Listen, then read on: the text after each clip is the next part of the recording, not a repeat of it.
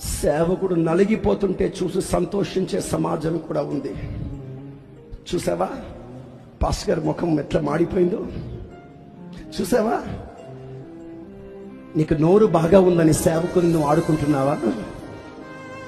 నీవు చాలా జ్ఞానవంతుడవని సేవకులు తక్కువ అంచనా వేస్తున్నావా? ఈరోజు నీ నోటి మాటలతో సేవకుని మౌనం పెట్టగలిగావు. అతను మౌనమైపోయింది మాట్లాడలేక కాదు, అతను మౌనమైపోయింది మాట్లాడకూడదు కనుక. అతను నోరు తెరవలేదు మాట్లాడే జ్ఞానము చాతుర్యం లేక కాదు, ప్రేమ అతని మౌనం చేసింది. ప్రేమ అతన్ని పూర్తిగా నలిగిపోవడానికి ఇష్టపరిచింది. మీకు మాట చెప్పనా?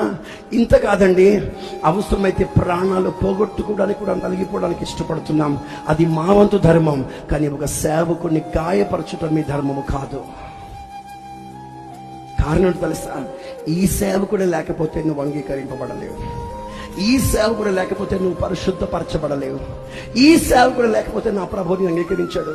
అందుకే ఈ రాత్రి దండం పెట్టి విశ్వాసులు అందరితో చెప్తున్న మాట ఇది: నీ సేవకుని కనపరచండి, నీ సేవకుని ప్రేమించండి, నీ సేవకునికి లోబడి ఉండండి. నీ సేవకుని కంట నీళ్లు రాకుండా మీరు జాగ్రత్త పడండి. నిన్ను పరిశుద్ధపరిచిన దేవుడిని అంగీకరిస్తాడు. Praise the lord.